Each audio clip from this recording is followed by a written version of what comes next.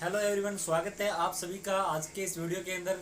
तो अपना हिंदी साहित्य का पेपर है, यानी कि 23 अप्रैल को है। ठीक है, इसके अंदर हमारे जो है काव्य गुण आने वाले हैं। ठीक है, काव्य गुण जो है आपको सीखनी है, काव्य गुण दोस्त। ठीक है, तो आज की इस वीडियो के अंदर मैं आपको काव्य गुण समझाने वाला हूँ कि काव्य गुण क्या है, क्या उनकी विशेषताएं हैं, कितने प्रकार के होते हैं, वो आपको बताऊंगा। काव्य गुण का उपयोग कहाँ होता है वो भी आपको जो है इस वीडियो के अंदर मैं आपको बताने वाला हूँ। देखिए, हिंदी साहित्य के अंदर जो है आपके ये काव्य गुण दोष जो है, यानी कि जो अपनी परीक्षा है, ठीक है, 23 अप्रैल को जो अपनी परीक्षा है 23 को, ठीक है, यानी कि 23 अप्रैल को अपनी इसकी परीक्षा है। ठीक है, तो हिंदी साहित्य के अंदर भाई ये आने वाला है। हिंदी साहित्य के अंदर भाई जो है काव्य गुण दोष है। और ये जो है, ठीक है, आपको 2 नंबर या इस प्रकार से होगा, जिसके अंदर आपको यानी कि व्याकरण के अंदर छंद भी पूछे जाएंगे। एक तो छंद हो गया, ठीक है, छंद, और अपना काव्य गुण दोष। ठीक है,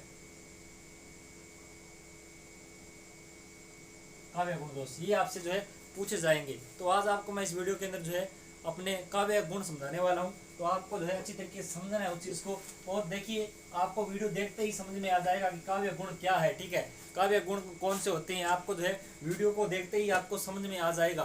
तो आपको वीडियो को रोकना नहीं है, ठीक है, वीडियो को पूरा देखना है। तो पहले देखिए कि काव्य गुण की परिभाषा। ठीक है, काव्य गुण आपको समझाता हूँ काव्य गुण क्या है। ठीक है, तो काव्य गुण ऐसे जैसे आप इस चीज़ को समझिए कि जैसे एक व्यक्ति के अंदर, उसके अंदर करुणा का इस प्रकार से कोई गुण है। ठीक है, जैसे कोई गुण एक व्यक्ति की शोभा बढ़ाता है। ठीक है, एक व्यक्ति की शोभा बढ़ाता है। ठीक है, यानी कि मान लीजिए एक व्यक्ति है, ठीक है, एक गुण मान लीजिए कोई भी प्रकार का, ठीक है, एक गुण है, ठीक है, और एक व्यक्ति की वो क्या करता है, शोभा बढ़ाता है। ठीक है, उसी प्रकार जो गुण होते हैं वो क्या करते हैं कि काव्य की शोभा बढ़ाते हैं। ठीक है, काव्य की शोभा बढ़ाने वाले तो वो क्या कहते हैं, काव्य गुण कहते हैं। सिंपल सी भाषा आप याद रख सकते हो, क्या रख सकते हो कि कौन सी परिभाषा है, देखिएगा, काव्य गुण की परिभाषा। ठीक है, आप नोट कर सकते हो काव्य गुण। ठीक है, सिंपल सा लिख लीजिए कि काव्य की शोभा बढ़ाने वाले तत्वों को काव्य गुण कहते हैं। ठीक है, सिंपल सी लाइन है। ठीक है, आपको जो है सिंपल याद हो जाएगी, कोई ऐसी बात नहीं है, कोई बड़ी लाइन नहीं है जो आपकी याद नहीं होगी, बिल्कुल सिंपल सी लाइन है। उसके बाद क्या बात आती है, बात ये आती है काव्य गुण कितने प्रकार के होते हैं। तो ठीक है, आपको याद रखने हैं काव्य गुण जो है, काव्य गुण देखिएगा, काव्य गुण जो है 3 प्रकार के होते हैं। ठीक है, 3 प्रकार के होते हैं। अब उनके प्रकार जो है वो कौन कौन से है वो आपको देखना है। प्रकार जो है 3 प्रकार के होते हैं। कौन कौन से प्रकार है, तो एक तो हो गया प्रसाद गुण। ठीक है, कौन सा हो गया, प्रसाद गुण। उसके बाद माधुर्य गुण। उसके बाद तीसरा कौन सा है, ओज गुण। ये भाई अपने 3 हो गए। ठीक है, यानी कि काव्य गुण के अंदर तीन होते हैं। कौन कौन से होते हैं, प्रसाद गुण हो गया, माधुर्य गुण हो गया, ओज गुण हो गया। ठीक है, ये 3 होते हैं। ठीक है, आप इसको इस चीज को अच्छी तरीके से समझे कि 3 प्रकार के होते हैं। एक तो हो गया माधुर्य गुण, ओज गुण और प्रसाद गुण। अब बात आती है इनकी परिभाषा। ठीक है, यानी कि प्रसाद गुण की क्या परिभाषा है, उसको किस तरीके से हम जो है समझ सकते हैं, और माधुर्य गुण की क्या परिभाषा है, उसको हम किस तरीके से जो है समझ सकते हैं। ठीक है, तो इन सभी की जो परिभाषा है आपको मैं बताऊंगा। ठीक है, तो एक एक करके जो है इनकी परिभाषा हम देखेंगे और इनके जो है उदाहरण हम देखेंगे। तो भाई पहले देखिए प्रसाद गुण, हमारा पहला आ गया यहाँ पे प्रसाद गुण, प्रसाद गुण। ठीक है, अब प्रसाद गुण की क्या परिभाषा है ये देखिए भाई। इसके अंदर आपको बता दूं कि यानी कि कोई रचना है, ठीक है, हमें काव्य के अंदर कोई रचना दी गई है, उसको यानी कि सुनते ही उसको जो है, यानी कि इसका जो अर्थ है हमें समझ में आ जाए। इस चीज़ को आप इस तरीके से लिख सकते हो कि जिस काव्य को सुनते ही उसका अर्थ समझ में आ जाए उसको क्या कहते हैं, प्रसाद गुण कहते हैं। ठीक है, जिस काव्य रचना को सुनते ही अर्थ समझ में आ जाए, जिस काव्य रचना को सुनते ही अर्थ समझ में आ जावे उसको क्या कहती है उसको, प्रसाद गुण कहते हैं भाई, ठीक है, प्रसाद गुण कहते हैं, ठीक है। इसका उदाहरण आप ले, सिंपल सा उदाहरण है, लिखिएगा।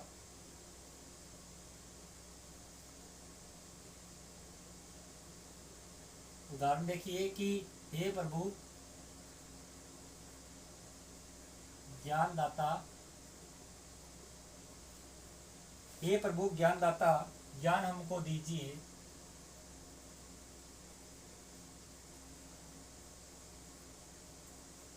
ज्ञान हमको दीजिए, शीघ्र सारे दुर्गुणों को, शीघ्र सारे यानी कि सारे, ठीक है, शीघ्र सारे दुर्गुणों को दूर हमसे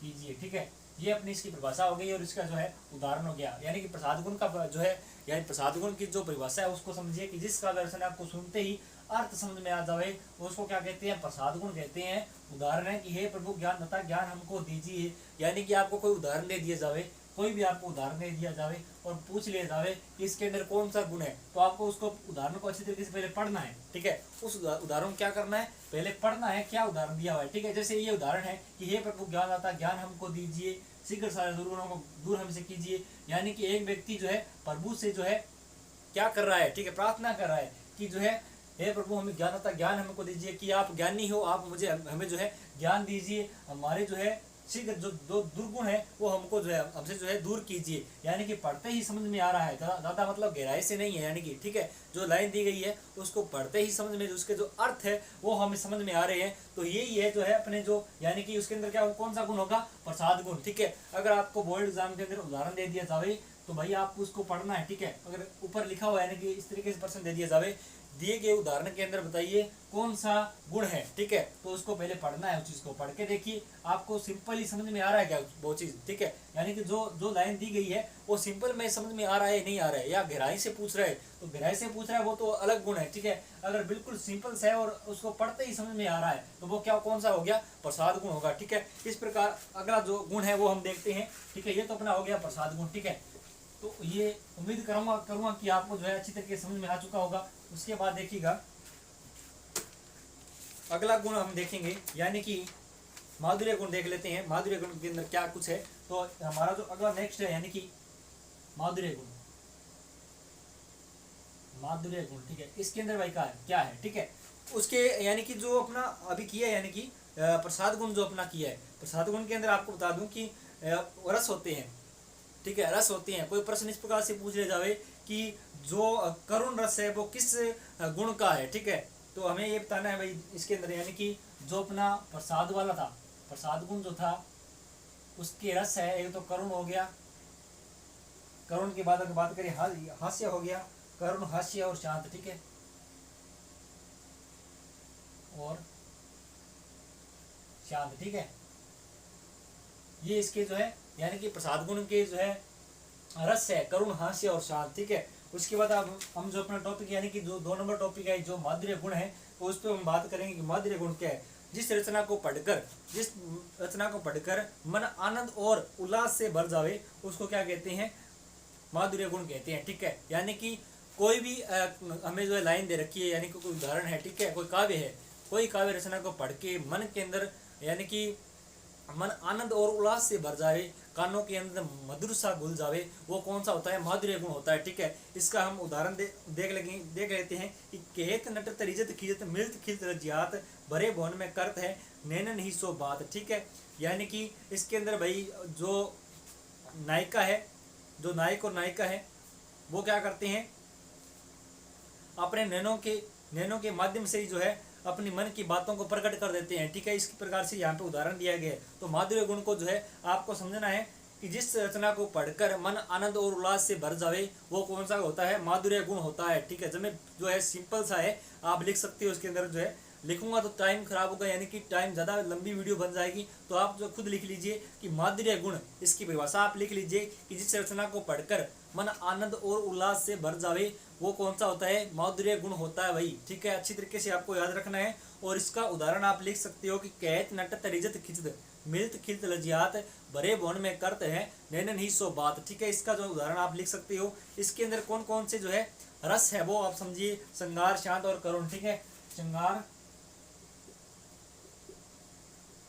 शांत, करुण, 3 रस पाए जाते हैं इसके अंदर, ये आपको याद रखनी है। ये चीज मोस्ट इंपोर्टेंट है, 1 नंबर का ही प्रश्न पूछ लिया जा सकता है, ठीक है। तो श्रृंगार और शांत और करुण इसके अंदर है भाई। माधुर्य गुण के अंदर जो है रस पाए जाते हैं, कौन कौन से हैं, श्रृंगार, शांत और करुण, ठीक है। उसके बाद लास्ट अपना है ओज गुण, ठीक है, यानी कि 3 नंबर जो है ओज गुण। आपको मैंने बता ही दिया था कि काव्य गुण के अंदर 3 गुण होते हैं, ओज गुण, प्रसाद गुण, माधुर्य गुण। लास्ट इसका अंदर हमारा कौन सा है, ओज गुण, जो हम पढ़ने वाले हैं। अब ओज गुण क्या है, इसके अंदर वीरता, आवेश वाली बात होती है, ठीक है। यानी कि जिस काव्य को रचना को पढ़कर पाठक के मन में उत्साह, वीरता या आवेश आदि जागृत हो, वो कौन सा होता है, ओज गुण होता है। यानी कि कोई काव्य है उसके अंदर वीरता की बात की जावे, ठीक है, आपको जो है पढ़ते ही समझ में आ जाएगा अब इसके अंदर ओज गुण है, ठीक है। जैसे कोई भी आप जो है, जैसे उदाहरण ले लीजिए, जैसे मैं यहाँ पे उदाहरण आपको बता रहा हूँ कि देशभक्त वीरों मरने को नेक नहीं डरना, ठीक है, मरने को नेक नहीं डरना होगा, प्राणों का बलिदान देश की वेदी पर करना होगा। तो ये जो है इसका उदाहरण है। तो आपको पता है इस उदाहरण के अंदर ही जो है यानी वीरता की बात हो रही है, ठीक है, वीरता की बात हो रही है। और कोई भी आपको उदाहरण दे सकता है, उसके अंदर अगर वीरता की बात हो रही हो, ठीक है, वीरता, उत्साह, आवेश आदि जागृत हो रहा हो, ठीक है, तो वो कौन सा होगा, अपना ओज गुण होगा। इसके अंदर आपको भाई ये याद रखना है कि कोई उदाहरण दे दिया जावे तो उसका जो लगभग बोर्ड के अंदर यही होता है, कोई उदाहरण दे दिया जावे या ओज गुण की वैसे परिभाषा पूछ ली जावे तो सिंपली आप लिख सकते हो। तो आपको जो है मैंने सब कुछ बता दिया है। उम्मीद करूंगा कि आपको समझ में आ गया होगा कि ओज गुण कौन सा होता है, प्रसाद गुण कौन सा होता है, माधुर्य गुण कौन सा होता है, ठीक है। आपको अच्छी तरीके से याद रखना है भाई। माधुर्य गुण जिसको जो है पाठक के मन में, यानी कि कोई काव्य रचना है इसको पढ़ते ही मन आनंद व उल्लास से भर जावे, वो कौन सा होता है, माधुर्य गुण होता है। प्रसाद गुण पाठक के जो है पढ़ते ही काव्य रचना या जो है समझ में आ जावे, ठीक है, सिंपल ही समझ में आ जावे। आप इस तरीके से लिख सकती हो कि प्रसाद गुण वाला लिख सकती हो कि कोई काव्य जो है पढ़ते ही उसका अर्थ समझ में आ जावे, ठीक है, आसानी से जो है उसका अर्थ समझ में आ जावे, वो कौन सा होता है, प्रसाद गुण होता है। उदाहरण देखिए कि हे प्रभु ज्ञानता ज्ञान हमको दीजिए, शीघ्र ही दुर्गुणों को दूर हमसे कीजिए। उसके बाद है दूसरे नंबर पर माधुर्य गुण, जिसको जो यानी कि पाठक के मन में, यानी कि पढ़ते ही कोई काव्य रचना पढ़ते ही जो है पाठक का मन जो है आनंद और उल्लास से भर जावे, वो कौन सा होता है, माधुर्य गुण होता है। उसके बाद ओज गुण है, यानी कि जो वीरता, आवेश आदि जागृत करे, वो कौन सा होता है, ओज गुण होता है। कोई भी काव्य रचना है उसको पढ़ते ही जो है पाठक के मन में जो है, पाठक का मन वीरता, आवेश आदि जो है जागृत हो जावे, वो कौन सा होता है, ओज गुण होता है। ये 3 गुण है भाई। आपको जो है उम्मीद करता हूँ कि समझ में आ गए होंगे। और जो है सिंपल ही है, कोई ऐसा नहीं है कठिन है, बिल्कुल सिंपल है। तो नेक्स्ट वीडियो आने वाली है, उसके अंदर हम करेंगे उसके दोष। आपको पता ही है कि काव्य गुण दोष दोनों ही होते हैं। तो आज के इस वीडियो के अंदर हमने कौन सा किया कि काव्य गुण दो, काव्य कर लिए, काव्य जो है गुण है उसके काव्य के, वो हमने कर लिए। तो नेक्स्ट वीडियो के अंदर करेंगे काव्य दोष, ठीक है। तो आज की वीडियो आपके लिए बहुत ही मोस्ट इम्पोर्टेंट है, क्योंकि ये काव्य गुण आपके बोर्ड एग्जाम में आने वाले हैं। और लगभग वैसे तो वीडियो बना रखी है यूट्यूबर ने, बट सिंपल तरीके से नहीं समझाया गया कि काव्य गुण को जो है सिंपल तरीके से किस तरीके समझे, उनकी परिभाषा जो है सिंपल अगर हम करें तो किस तरीके से करें, क्योंकि सिंपल करने के बाद हम थोड़ा कठिन करें, यानी कि पढ़ें उस चीज़ को, तो आपके समझ में आ जाता है। अगर आपके बिल्कुल भी कुछ नहीं किया हुआ तो आपको वो जो है समझ में नहीं आता, ठीक है। तो मिलेंगे नेक्स्ट वीडियो के अंदर। जय हिंद, वंदे मातरम।